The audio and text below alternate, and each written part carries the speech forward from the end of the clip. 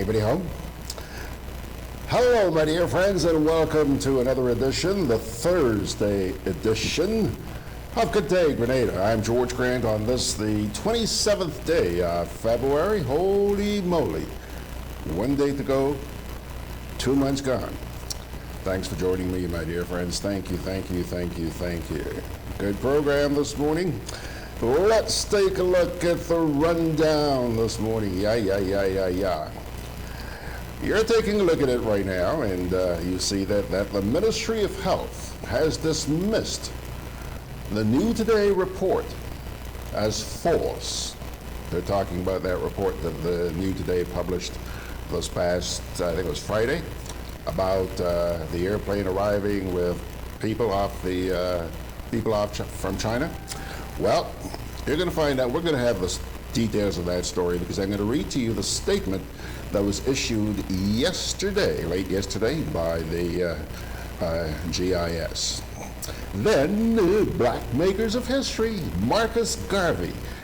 Ain't too many people in this Caribbean who haven't heard of this guy. Civil rights activist, Pan-Africanist, and an entrepreneur. Yeah. Stay tuned. Mags got Jerry George to tell that story, and you'll be hearing that in just a wee bit. And then. I haven't heard from him this morning. However, I do believe that Mr. Baczynski is going to be popping up, and usually he pops up in time for 9:15. So we'll hold back on the national report until we're through with Allan. We've been doing that for a little while now, just to try and accommodate Allan. We really can't do without him on a Thursday morning. So let's get down to brass tacks, pilgrims. Ready? The Ministry of Health has dismissed as false a social media article which was posted by the New Today newspaper that claimed that a plane carrying Chinese national landed at the Maurice Bishop International Airport in the wee hours of Friday morning. You heard that report. You saw it. You read it. It's been all over the place. Health officials, port health, immigration, and airport authorities all confirmed to the GIS that a private aircraft did land at the airport around 1 o'clock. But there were no Chinese nationals on that aircraft, contrary to a false report by the local newspaper in its e-publication online.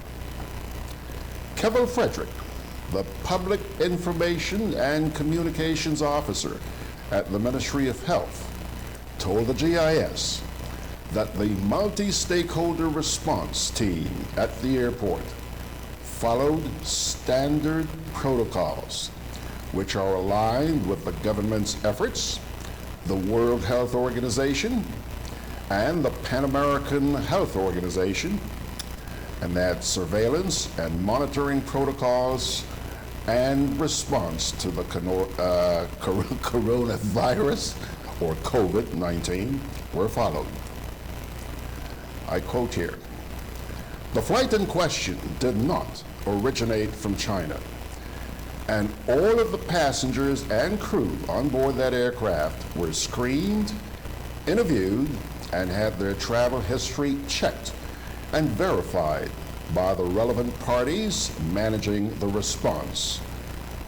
We have absolutely nothing to hide because our protocols are approved and sanctioned by the WHO, PAHO, and the Caribbean Public Health Agency, CARPHA." So said Mr. Frederick, unquote. Okay? Now, so to say that an airplane carrying Chinese nationals landed at our airport in the wee hours of the morning amounts to rumor mongering, he continued. And listening and reading public comments tells me that the article did, in fact, stir unnecessary public fear, said Mr. Frederick. who, by the way, is also the CARFA PAHO risk communication focal point on the island. Since the Grenada government activated its response protocols in reaction to the COVID-19, there has been ongoing communication with various stakeholders in Grenada and the region. Meanwhile, Acting Chief Medical Officer Dr. Francis Martin reiterated that the risk to Grenada and its citizens, like other countries in the region, remains low. However, Dr. Martin used the opportunity to address the issue of discrimination. Let me quote here what he said. "The virus epidemic is not about Chinese people, but about exposure to the virus by travel," unquote. And that was the text of that statement issued yesterday by the GIS. Okay, I would imagine that came from the Ministry of Health through the GIS. Okay, and I'm glad that they included that part at the end there about the virus epidemic not being about Chinese people, because truth, let's be factual. There are a lot of people who have been beating up, if you will, on the Chinese people. Because you see somebody who is of Chinese origin, he's got the virus. Stop that crap. Stop it. The person may not have been to China in God knows how long, but you're assuming because he or she is Chinese, you have the virus, let me stay away. Knock it off. Now, moving right along, 7 minutes after the hour. Today's edition, where are we? Let me grab that. Today's edition of Black Maker of History. Margaret turns her attention to Mr. Marcus Garvey, civil rights activist, Pan-Africanist, and entrepreneur. And you will hear this being presented this morning by none other than Mekwechats, Jerry George. Here we go. Yeah, are we ready to go? Huh? Hang in there for just a wee bit, Dang. Celebrating Black Makers of History. Today's Black Maker of History is Marcus Mosiah Garvey. Marcus Mosiah Garvey was one of the most influential Pan-Africanist and civil rights leaders of the 20th century. A strong proponent of the Back to Africa movement, Garvey preached self-reliance, self-determination, black pride, and African unity. He inspired millions of blacks everywhere with the dream of a separate parallel society built on black-owned businesses and industry. Born on August 17, 1787 in St. Anne's Bay, Jamaica, Garvey left school at 14 and traveled to Kingston, where he became a printer's apprentice and a union organizer. Garvey was strongly influenced by the writings of Booker T. Washington, an advocate of black self-reliance and moral uplift. In 1914, he established the Universal Negro Improvement Association, UNIA, in Jamaica to advance African unity and economic advancement. It is for me to inform you that the Universal Negro Improvement Association is an organization that seeks to unite into one solid body the 400 million Negroes of the world, to link up the 15 million Negroes of the United States of America with the 20 million Negroes of the West Indies, the 40 million Negroes of South and Central America with the 280 million Negroes of Africa for the purpose of bettering our industrial, commercial, educational, social, and political conditions. With that goal in mind, Garvey relocated the UNIA to Harlem, USA in 1916. 3 years later, it became the largest mass movement of blacks in U.S. history. At the UNIA's 1920 International Convention in New York, More than 25,000 delegates attended.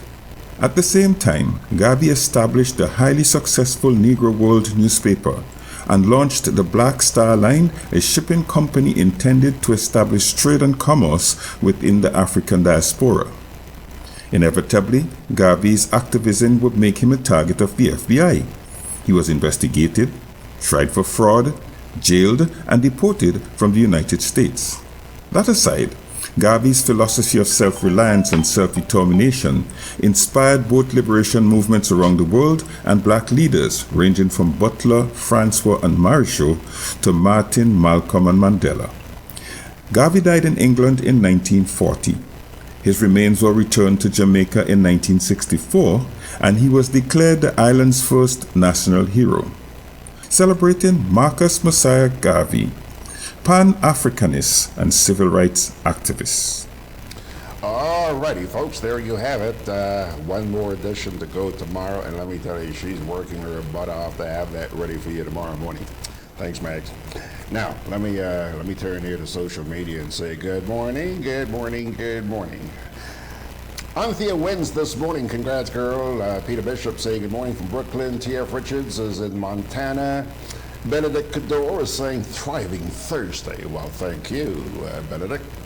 Bradley Vesper is saying good morning to you, George. Arthur Langine, happy Thursday to you, my brother George. To you too, sir. Kipling Francis is there, and Harry Gibson, howdy Harry, saying greetings to everybody. Arthur Langine says, nice shirt, brother. Old, but nice. Yeah, absolutely.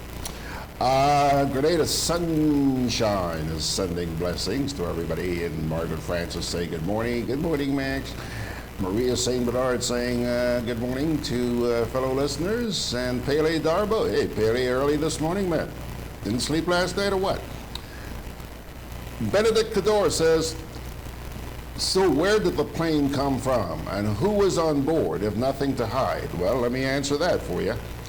Remember, I was telling you on Sunday morning that when this thing broke on Friday, I decided to call a number of people. I called the manager of the airport, left a message, never returned my call. I called the commissioner of police, left a message, never returned my call.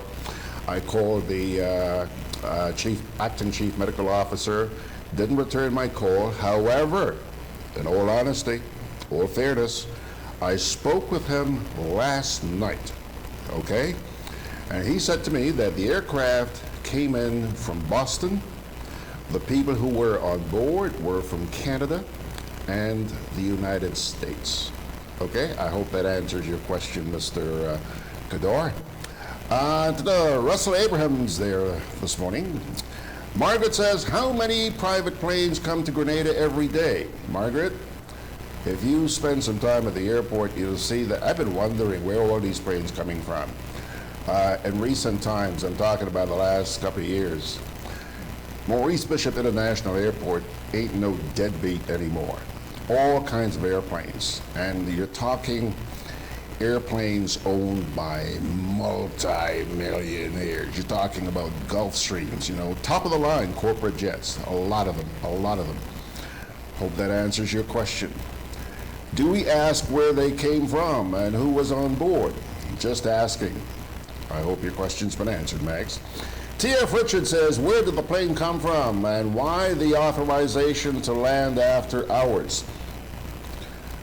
Yes, TF, it's unusual to have airplanes landing here at that time of the night because I understand that the airport closes at 10:30 or 11 o'clock at night.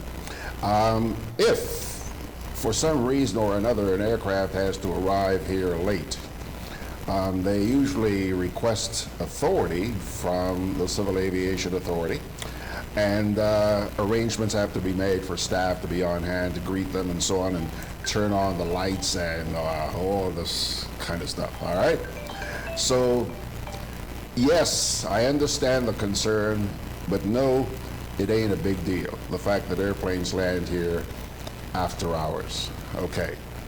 When I see them coming in, I'm always a little bit curious. I wonder why, you know, but it ain't the big deal that some people are making it out to be. Now, he also goes on to say, I'm surprised that they did not request the New Today to withdraw and apologize. Anthorello says, George, why is this statement disclaimer now being issued?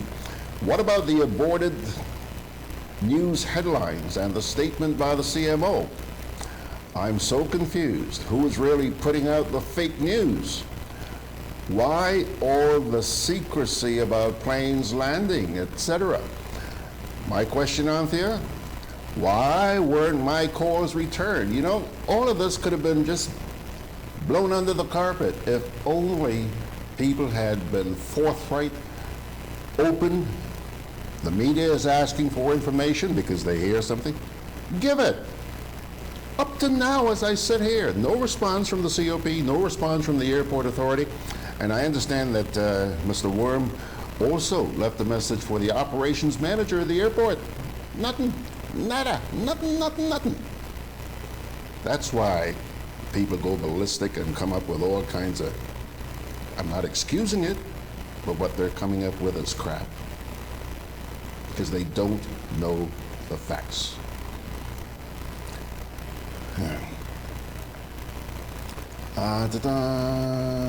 Millicent's husband's there.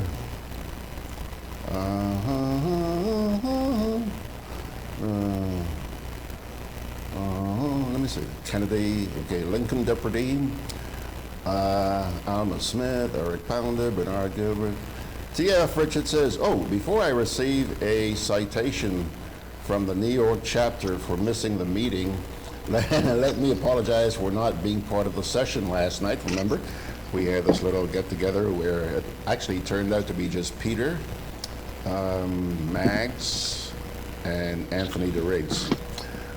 There were two no-shows, Anthony Howard and T.F. Richards. They couldn't make it last night. So he says here, I was engaged in loading my truck, and by the time I saw the missed call, it was late. Plus the reception from my location at the time was bad. Okay, you're excused. We're going to do it again. Okay, Anthony DeRiggs is saying good morning. Thanks for showing up last night, Anthony. And Lydia James is also there as well. Now, I'm not going to put him on yet, but I just want you to know that he is, in fact, here. Take a look. Wow, dark T-shirt this morning, Mr. Baczynski. He's checking his headset and very pensive looking there. AB, we're going to take a quick little break here, pay some bills, make sure we stay on the air for another day, and then we'll get right back to you.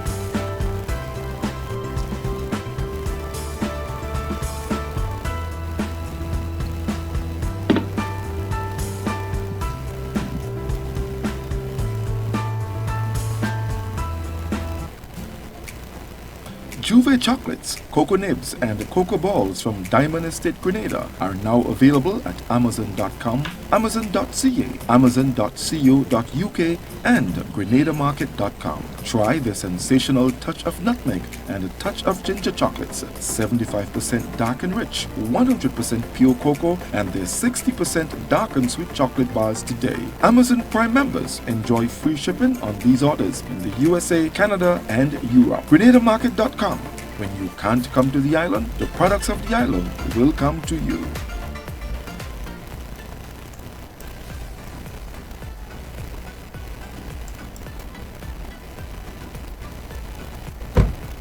One more for the road. Look, I find you had a little too much to drink, you know. Let me drive. Nah, man, I good. Alcohol causes drowsiness, slow response time, distorted vision, impaired decision-making, blackouts, decreased coordination. Drinking water does not make you less drunk. Never drink and drive. It takes only a second. Look, I'm really, really sorry. Sorry? Sorry can't bring back my sister. You've been drinking. I can smell it. Why? This message is brought to you by this group of insurance companies, the Traffic Advisory Body, and the Traffic Department. Together with you, our customers, we energize our community. Together with you, we energize our economy. We are working together to give our nation a better tomorrow. With you, we energize our future. Together, we energize our nation. Thank you for partnering with us as we energize our Spice Island. Redleg, energizing our Grenada. Good morning, Mr. Bazinski. Good morning. How are you, sir? I'm fine. I'm getting a little static in the background. There's something that's been annoying us a little bit for the past few days. We're working on it. Good to see you, sir. A little bit curious, the black T-shirt, but I'm not able to see what's on there this morning. I know you usually have something pretty thingy. Who that, sir? That is the late Chairman Mao Zedong. Pardon me? The late Chairman Mao Zedong of China. Any message there that we should pay attention to? Yeah. I'm expressing solidarity with the students in China who are in lockdown. They can't leave. Okay, first, thank you very much, sir. Now I'm going to ask you what's up your sleeve this morning.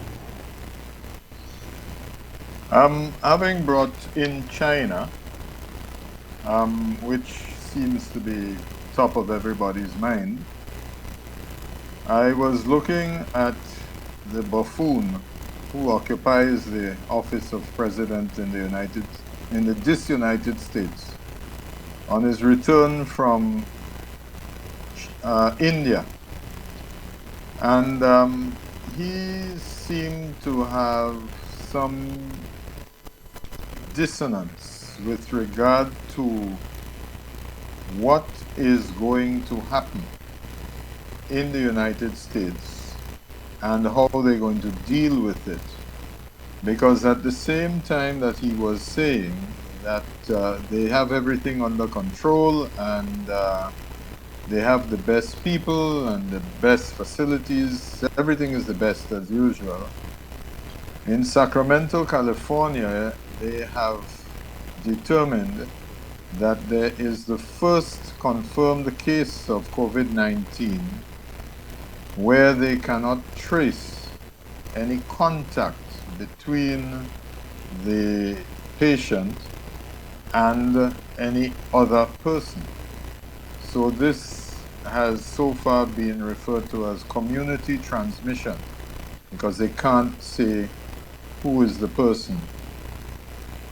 So the buffoon has been accused of either having been in possession of this information and deliberately trying to mislead his audience, or perhaps it is incomprehensible to him given the fact that he has spent the last 3 years making America great again, and they seem to be incapable of coordinating a response.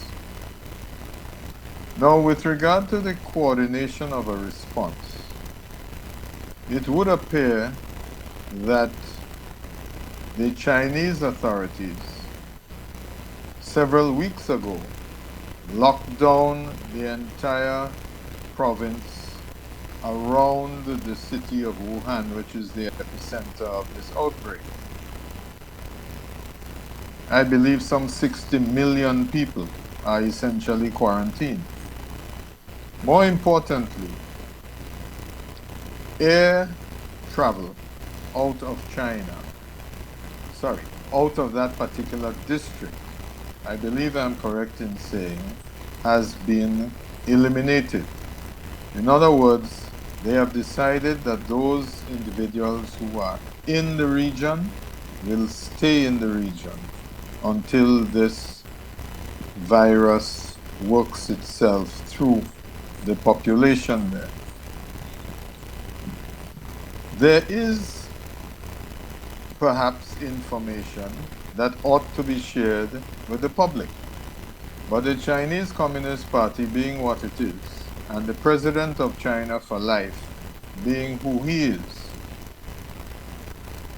the information that may well have been available since December only started surfacing towards the latter part of January.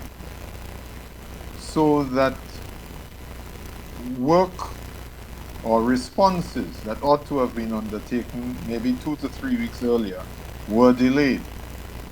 Naturally, the Chinese response was to dismiss, discipline, rehabilitate officials in the general area. But how does that help us here? You see, the absence of information regarding whether or not non-nationals who are present in the province can leave seems not to be very clear. Now we know that the Ministry of Foreign Affairs here has a direct link with the ambassador in China.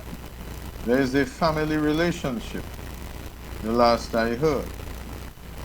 We have also heard that the respective ministries, whether it is education, foreign affairs, or whoever, claim to have been in touch with the Grenadian nationals, some 14 of them, I believe, so that they are supported. So it's a little unnerving that we have seen circulating on WhatsApp a request to sign a petition put out by these students, or at least one of them. When last I looked, they were trying to get 1,500 signatures, and when last I looked, they had just got about 1,121. So clearly they're getting a rapid response. But my question remains, what is the purpose or what is the point of asking for repatriation if the Chinese authorities have determined that no one will move out of that region?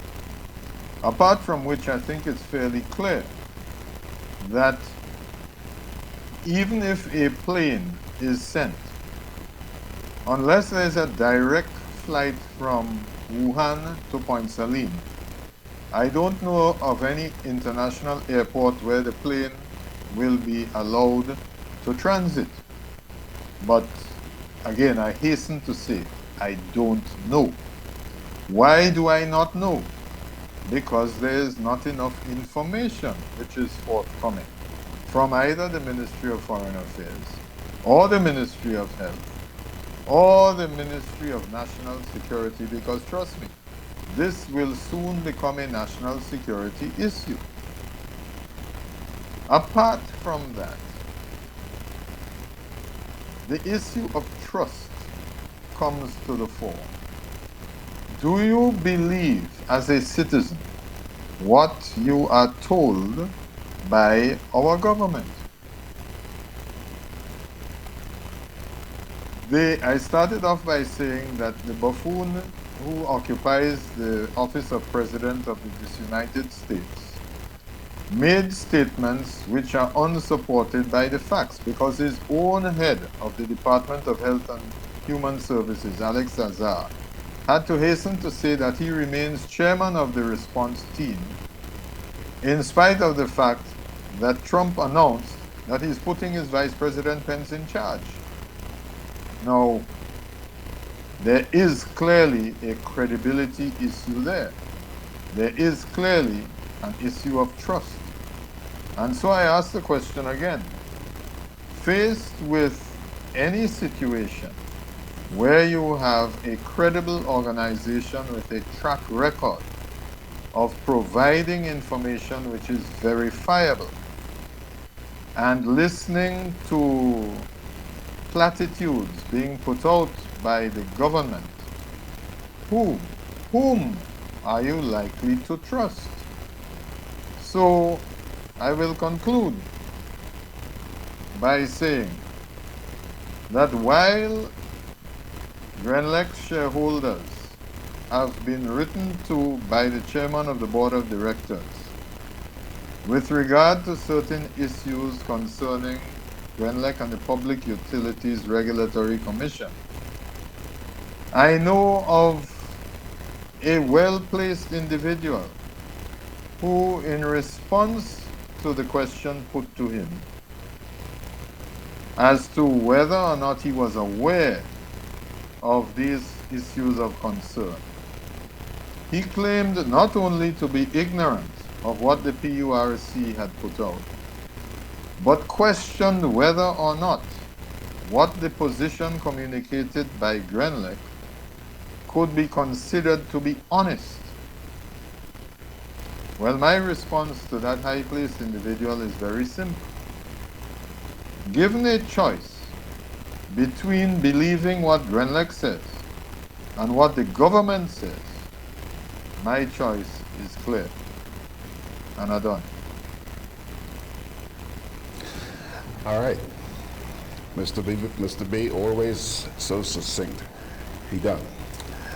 Mr. B, I've been listening to you, before we get to GRENLEC, I've been listening to you here on the coronavirus. And you know, the scary thing I discovered in listening to you is that we just don't know who to trust. And that, sir, is very scary. I mean, we're hearing, not only do we believe that information is being withheld from us here by our authorities, but we're also hearing conflicting stories. Now, you just raised the issue of Donald Trump. Again, Donald Trump, I mean, I don't think he's in any position to usurp the health authorities in the United States. So many different stories, and I'm sure that you've seen them on the internet. Who do you believe, sir? Is this thing going to be a global pandemic? I heard a preacher on television yesterday advising people to stock up on food supplies for the next 6 months, sir. Allan, who do we believe? I don't believe preachers because I believe in science. And in the science, as of February the 26th, yesterday, in the United States, there have been 59 confirmed cases of COVID-19. All of those involved who either had traveled to Asia or who had close contact with those who did, according to the Centers for Disease Control and Prevention. However, the CDC announced that the eventual spread of coronavirus among U.S. communities is nearly certain. And while it is unclear how severe the spread will be in this United States, Americans should be ready for a significant disruption to their daily lives. For example, just today in Japan, the Prime Minister has announced that there is likely to be a shutdown of public schools for 4 weeks. But to get back to the States, traveling within the United States so far is not deemed to be of concern. How about air travel? It is the experts say traveling on airplanes and in airports should be safe because unlike chicken pox or measles, the virus doesn't appear to be airborne, meaning it most likely does not linger suspend the air. So what this means is walking around with a face mask is of no use, no purpose, unless you yourself are already infected, so that in the event that you sneeze or cough, then the face mask will keep the droplets on you. In the event you don't have a face mask and you cough, you ought to try to cough into your elbow, as we have heard, rather than onto your hands. And you need to keep washing surfaces with which other people may have been in contact. They say it's probably a good idea to use wipes to clean tray tables, bathroom handles, and other parts of a plane or train or car, a bus that you might have been on. Alcohol wipes have not been proven to prevent coronavirus, but they might help minimize exposure to infectious organisms.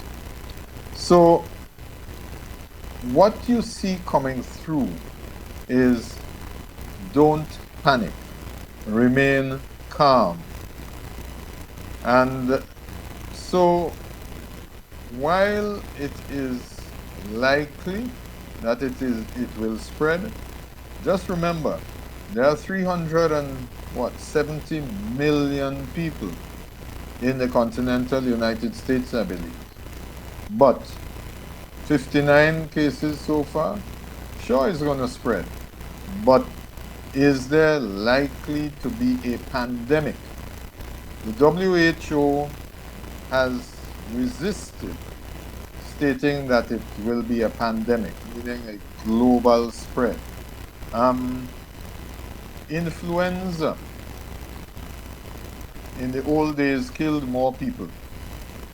In 1918, between 1918 to 1921, more people died of influenza, I think it was called the Spanish flu at that time, than died in the First World War, in the 4 years of the First World War. So we have learned a lot since then with regard to isolation, quarantine, and so forth. So the idea is that there must be a coordinated response based on science. That preacher who says stock up for 6 months, is he going to stop accepting tithes so that his congregation will be able to buy supplies for 6 months? Is he invested in the stock market in companies which he thinks provide those supplies? So I would suggest stick with the science and leave the preacher to preach. All right, but Amy, as far as that preacher is concerned, what they were actually doing on the program is selling these packages of pre-prepared food. So seriously, anywhere from, I think, from $150 for a couple of days supply up to $3,000. Okay, now let's forget about the preacher for just a minute, Allan. You still have me a little bit confused because it seems like we're still hearing conflicting stories. Yesterday I heard a story that said that in summer, you know, with the temperatures rising in summer, you should have absolutely no fear of the coronavirus because the heat kills that virus. And the person that sounds like a making Trump this point rumor. was a very accomplished health expert in Canada, and he said if that was the truth, then how come Singapore, where right now it's 30 degrees Celsius, that's about 86 Fahrenheit, they have a major issue? That's just one of the stories, Amy. So why are you listening? You're saying you go with science. I'm saying yep. Even the scientific stories are conflicting, Allan. Hold on a second. The coronavirus, this novel coronavirus, is just a variation on the common cold, as you may have heard. Allan, there are people who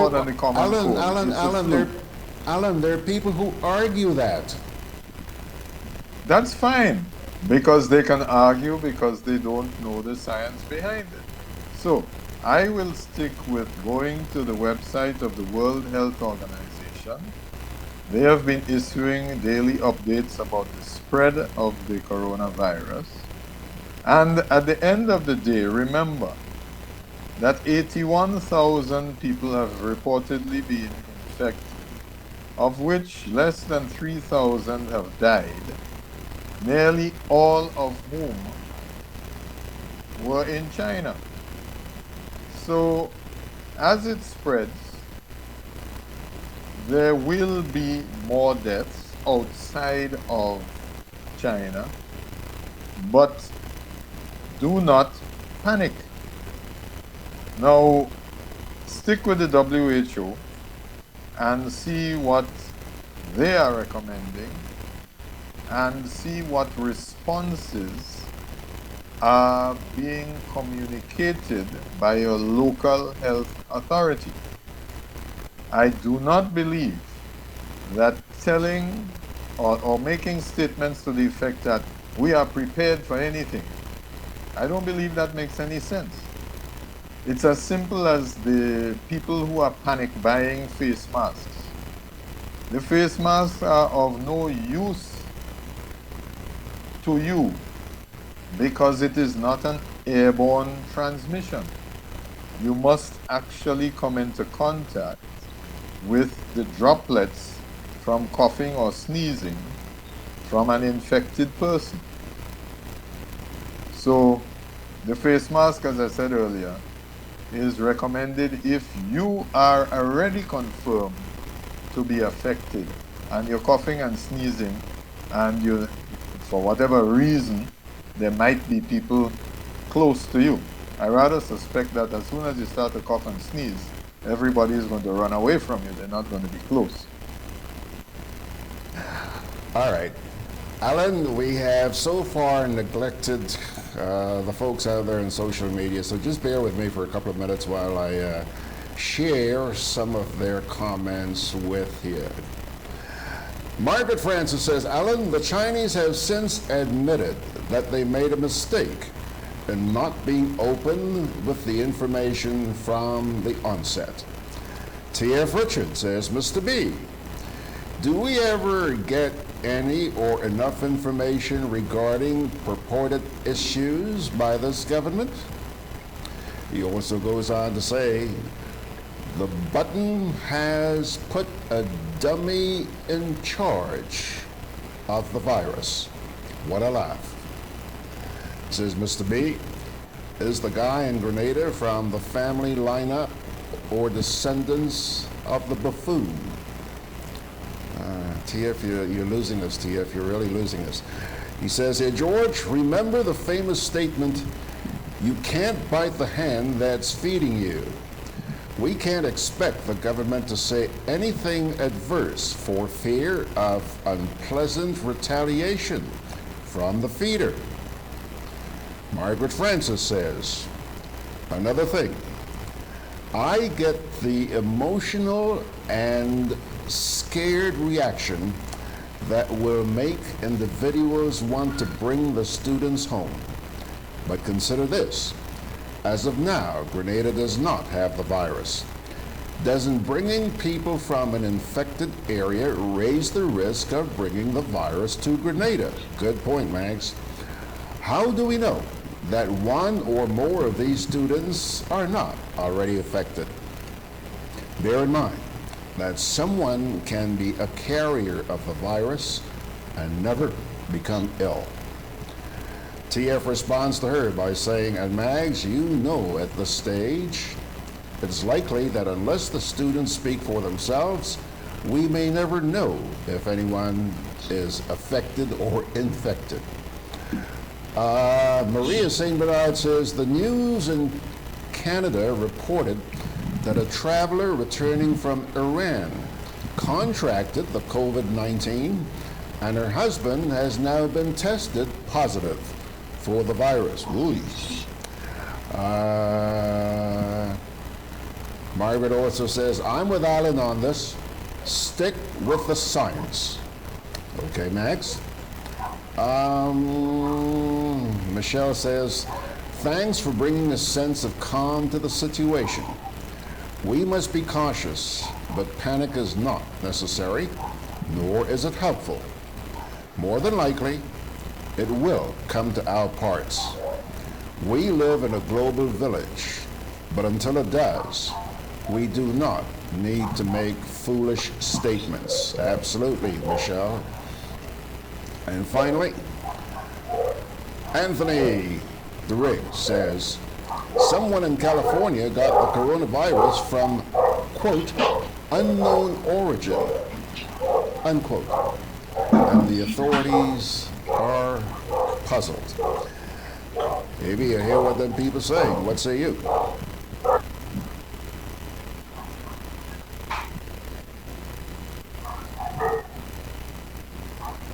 Lost you there.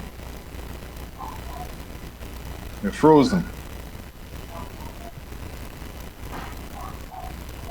Lost your audio.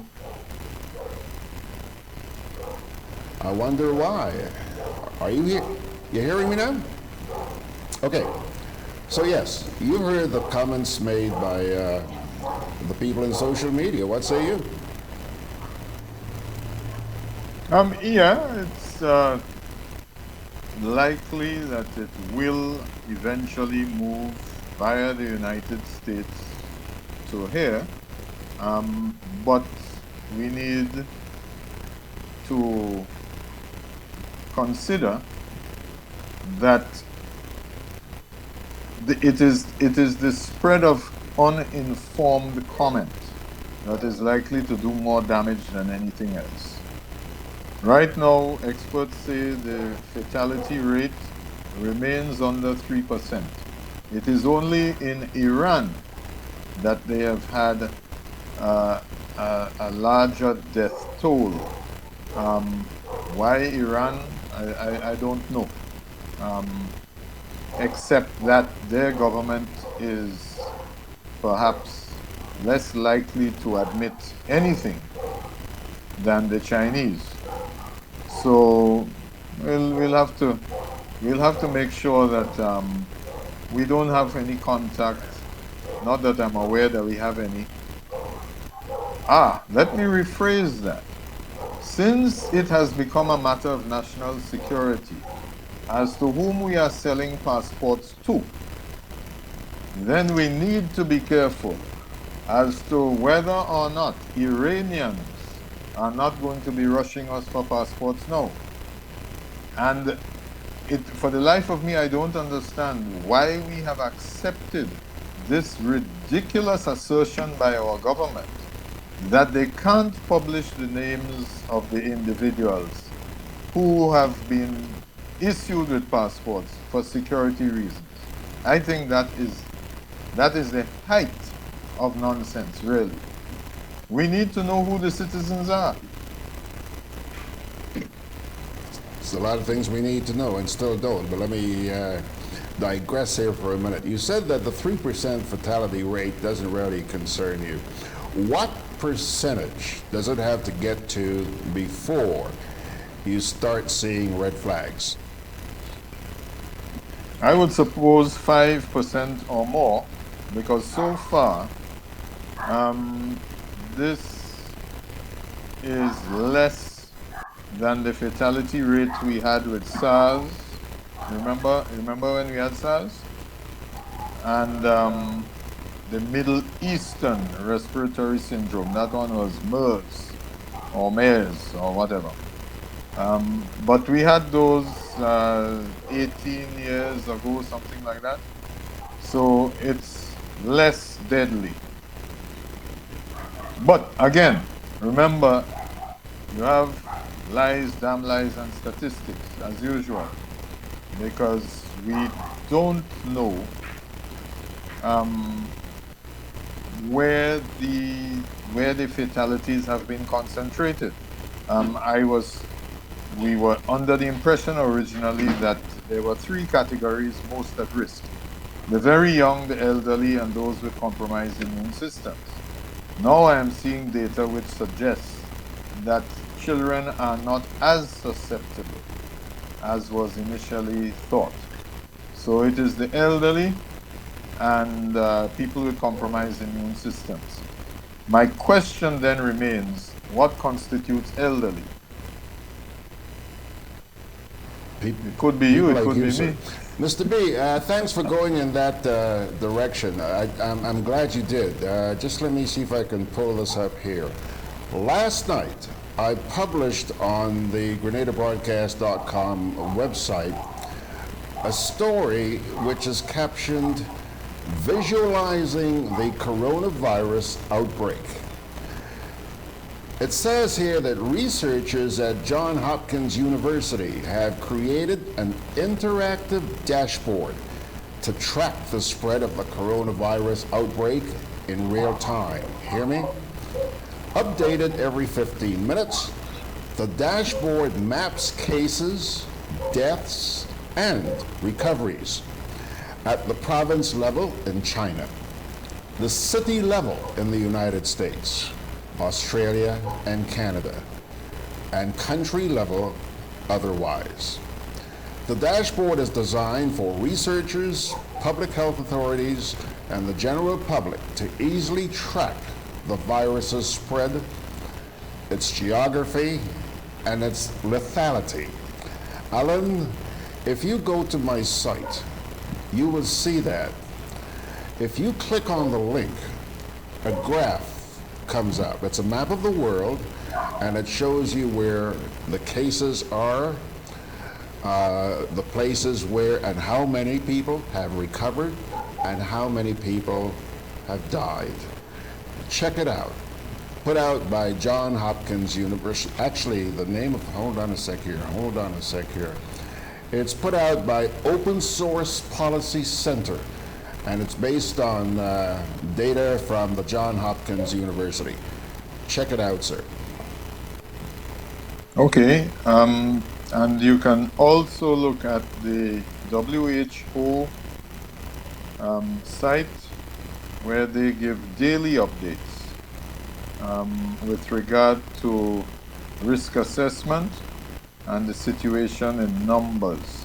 So, for example, in China, there have been 2,718 deaths. Outside of China, there have been 44 deaths.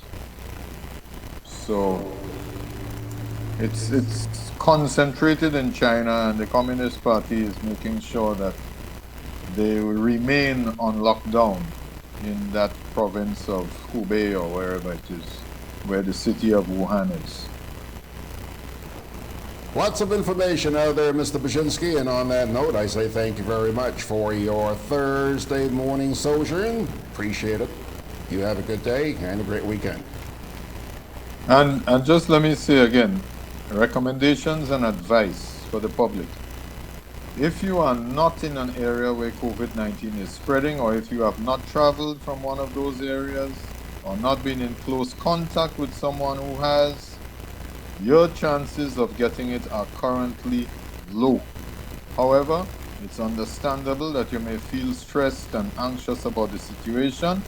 It's a good idea to get the facts to help you accurately determine your risks so that you can take reasonable precautions. So what we want is for our Ministry of Health to provide us with facts.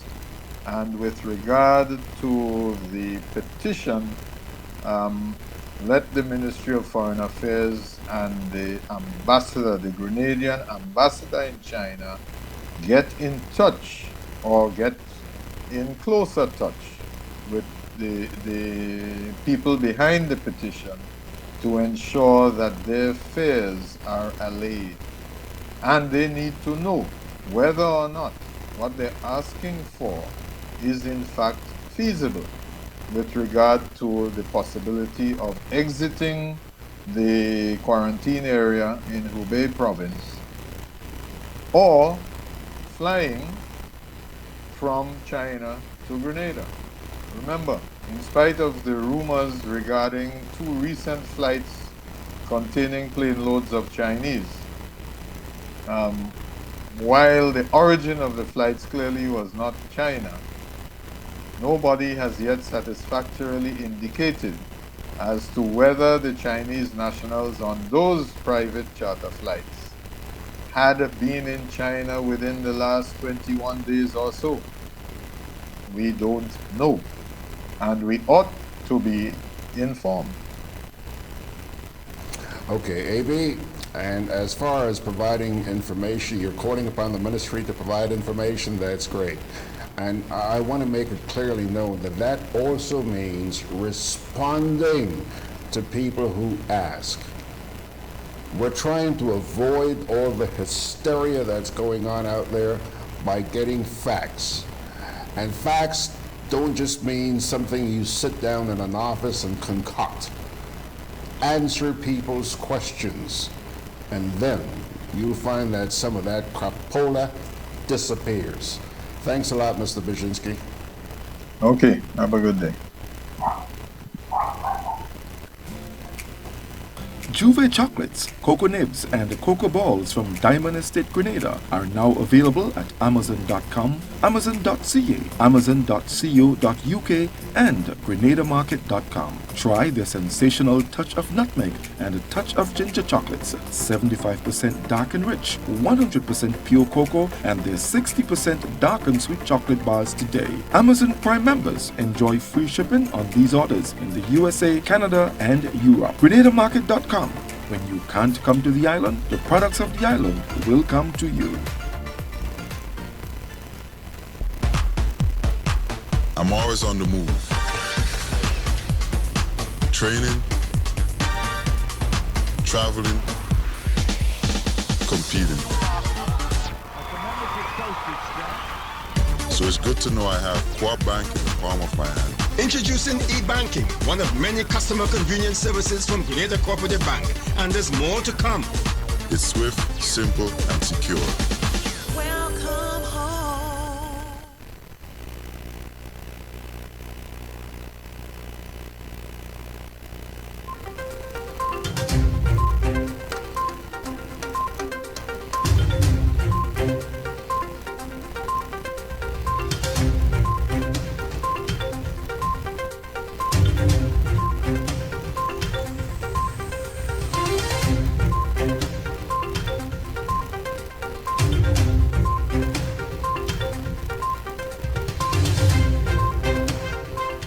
Grenada is on importation transmission watch as it expands surveillance to cover a wider area of travel. We'll have details to this story and more in the National Report.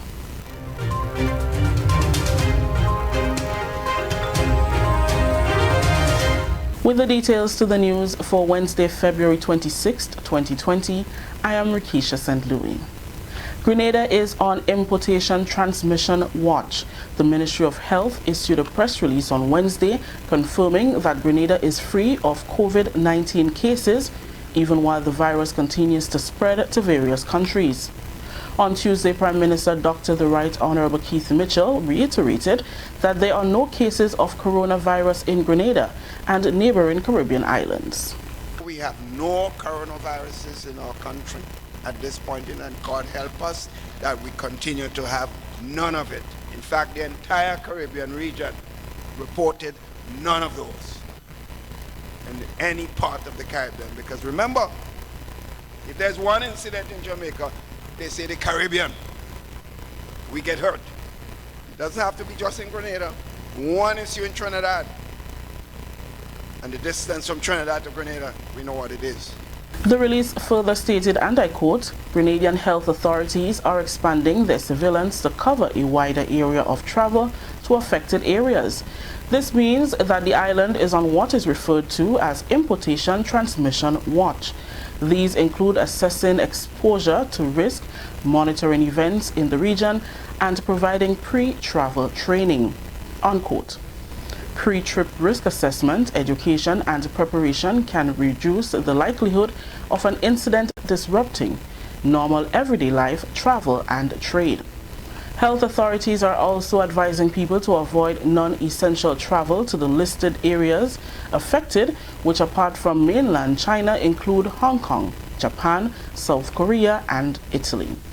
The Ministry of Health advises people who have fever, cough, or shortness of breath within 14 days of visiting the above listed countries should contact their family doctor and the health authorities on 440-2649 during regular working hours or 417-1079 or 417-2562. That's 440-2649, 417-1079 or 417-2562 after regular working hours, weekends and holidays. Continuing, the National Water and Sewage Authority NWASA says the new G-Cruise project will address the major challenge of meeting the demands of water supply throughout the island. On Tuesday, at the launch of the new multi-million-dollar climate-resilient water sector project, Wim Cox, NWASA's Planning and Development Manager, said the project will see larger storage facilities for the company, which will see storage being moved to 5 million gallons of treated water. The $135 million project will see an improvement in the distribution of water supply, especially in times of drought and extreme weather events. NWASA's biggest challenge is and continues to be water supply, especially during the dry season. Our inflows, supply, our demand increases, our supply lessens. And oftentimes we just can't meet the demand, the needs of the public. Now this project enhances presentation. It reiterated a large infrastructure component, meaning that there are going to be a number of storage facilities. We anticipate at least 5 million gallons of treated water storage, and also we're going to be doing some addition in terms of the raw water storage.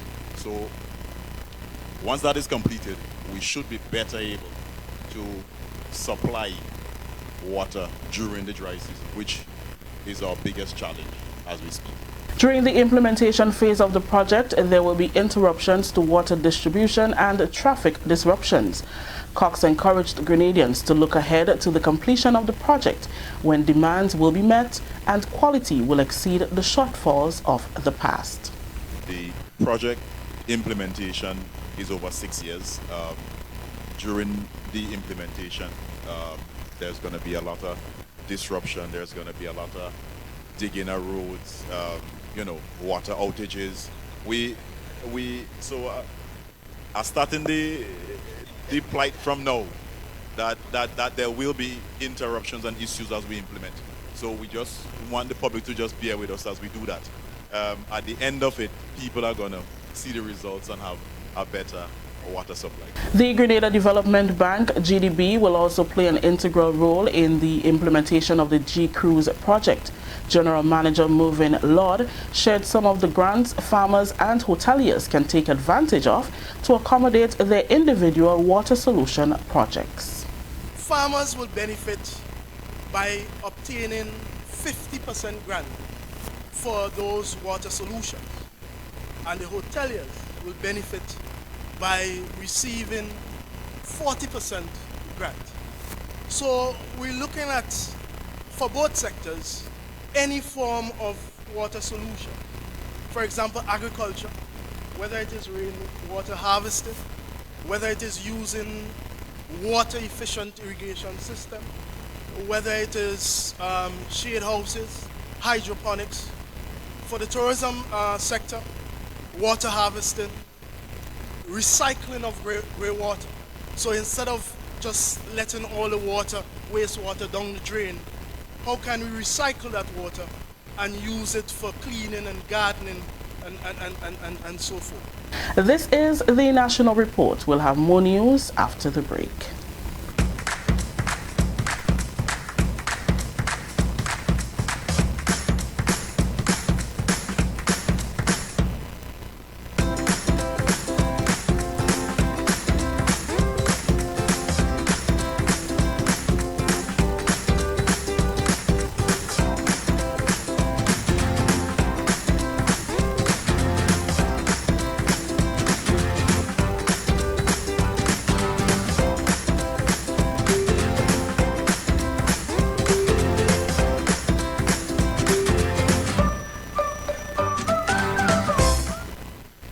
Welcome back. Youth parliamentarians are preparing for the first National Youth Parliamentary Sitting, March 9th, in commemoration of Commonwealth Day 2020. Communications Officer within the Ministry of Youth, Sports, Culture and the Arts, Eugenia Peters, gives an update on the Parliament training and other activities geared towards Commonwealth Day celebrations.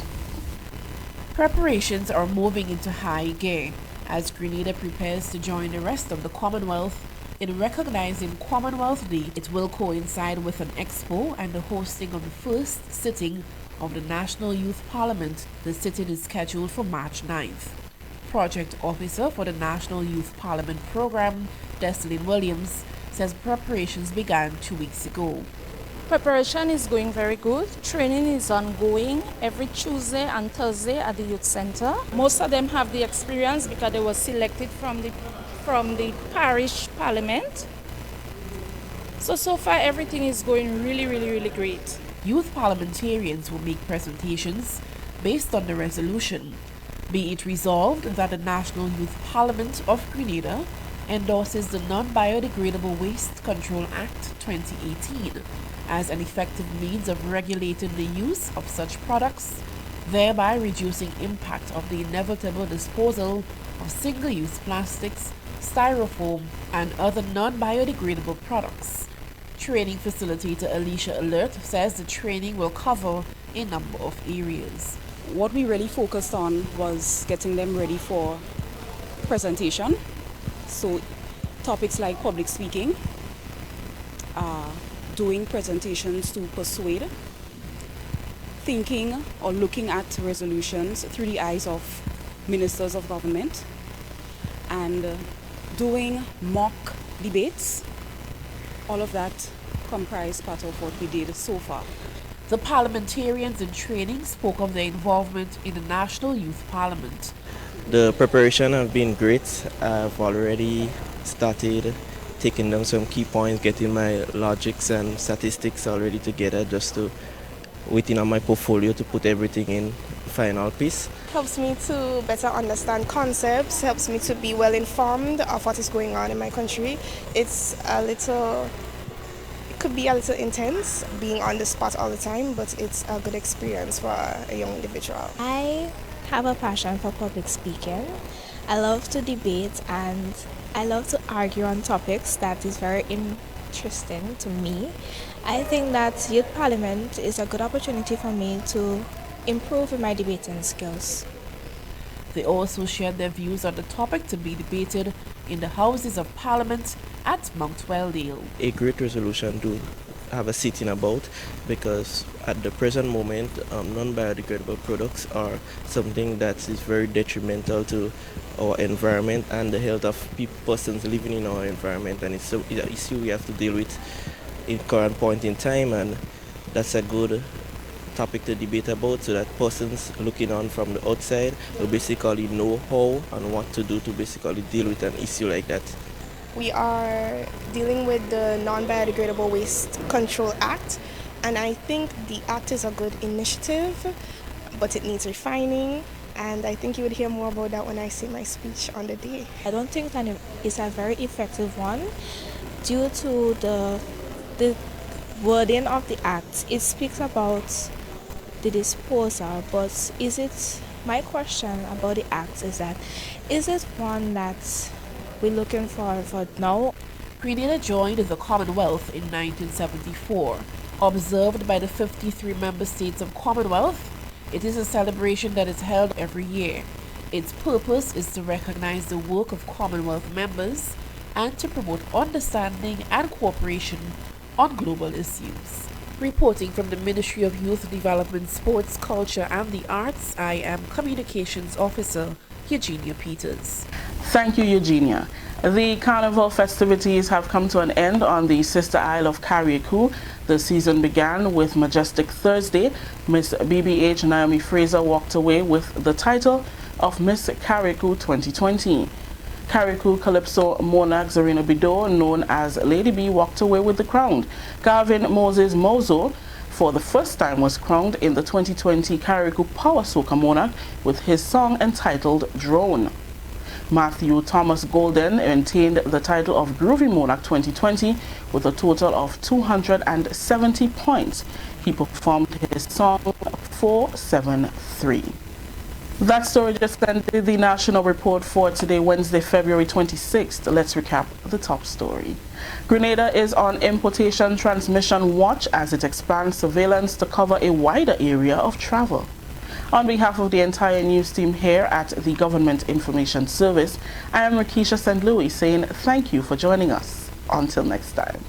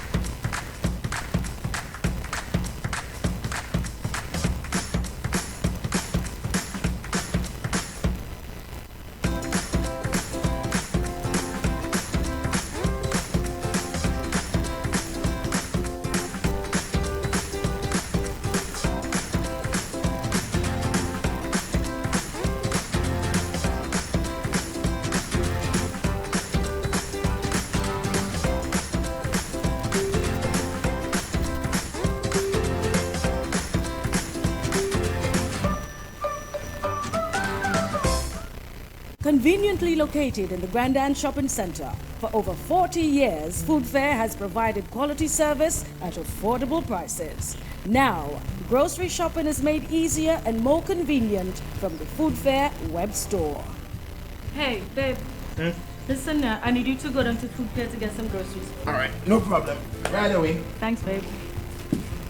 What are you doing? You're supposed to be going Food Fair to get a grocery, man. I am, but didn't you know you can order your groceries online from the Food Fair web store? Are you serious? Of course.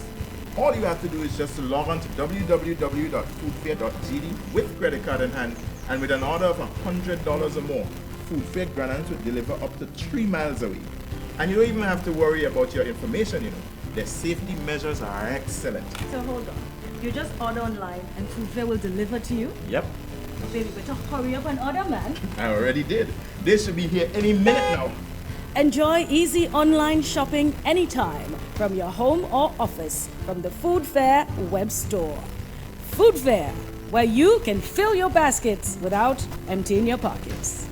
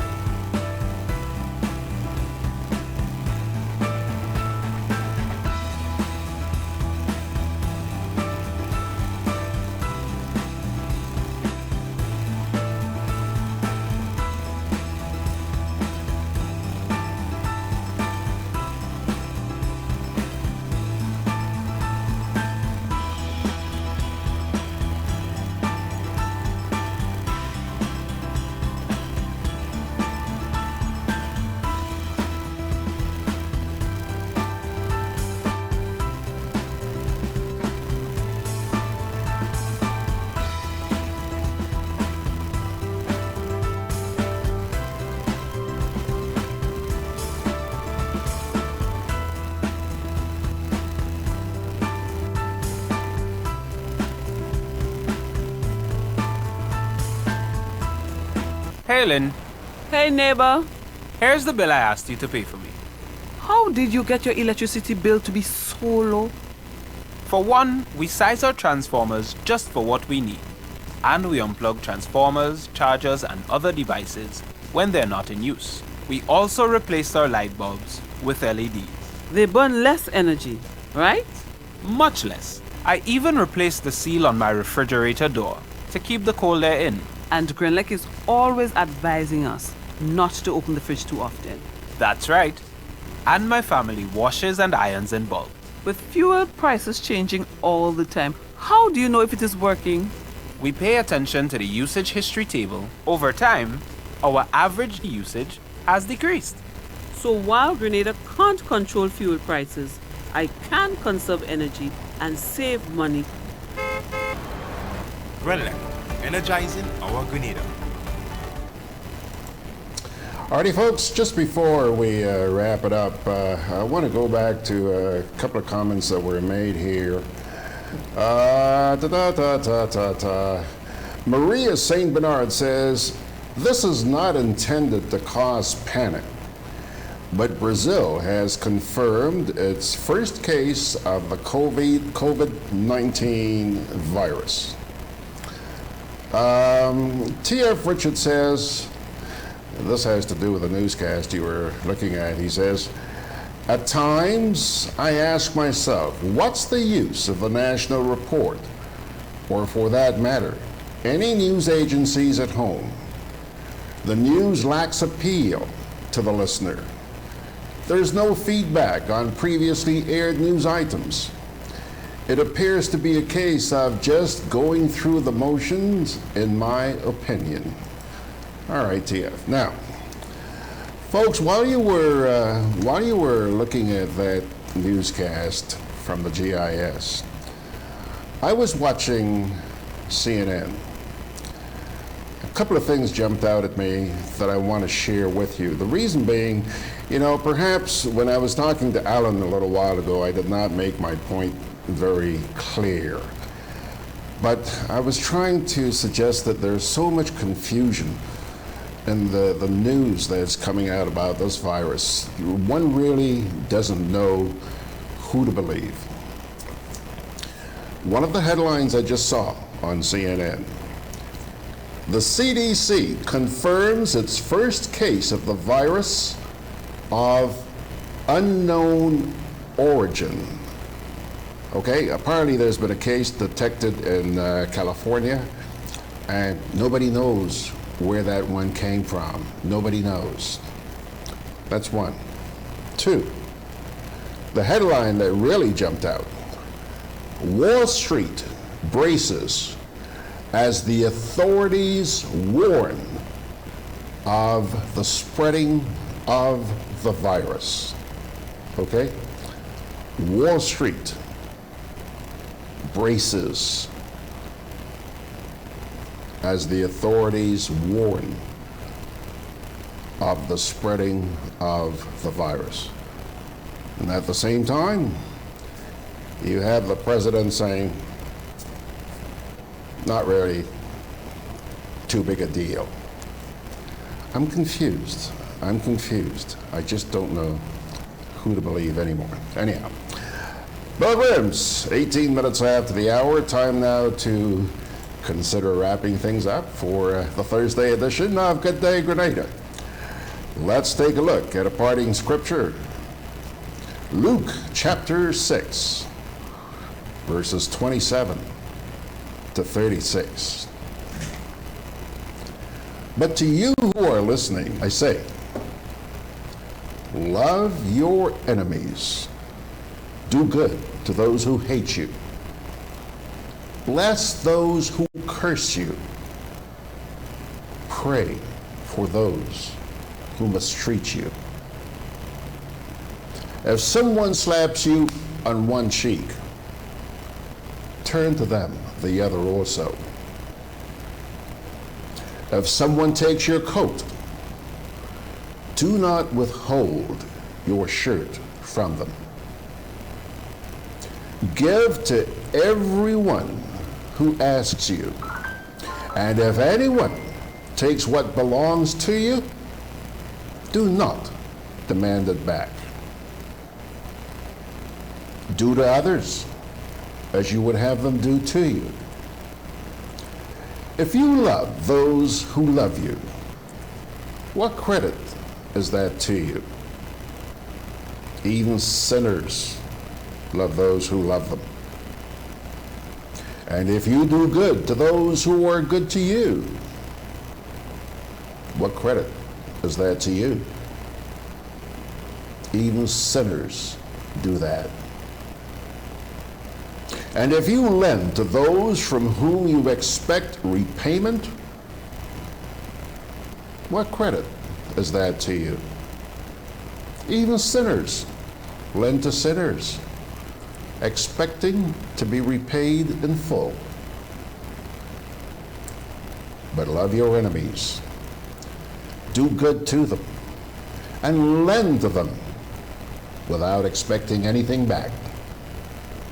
Then your reward will be great, and you will be children of the Most High, because he is kind to the ungrateful and wicked. Be merciful, just as your Father is merciful. Check it out yourselves. Luke chapter 6, verses 27 to 36. Okay, let's take one final glance here. Oh, by the way, thank you very much to all those of you who liked my threads this morning. See a few comments on there. Didn't know you guys paid that much attention, my goodness. Just wait until the day I come in here without anything on my chest. Okay, you have a great day, my dear friends, and tomorrow morning, hopefully, we'll have Brian Pitt with us for the Friday edition of Gudday Grenada. Brian and his pit stop. In the meantime, may the good Lord bless and keep you by his grace. See you tomorrow.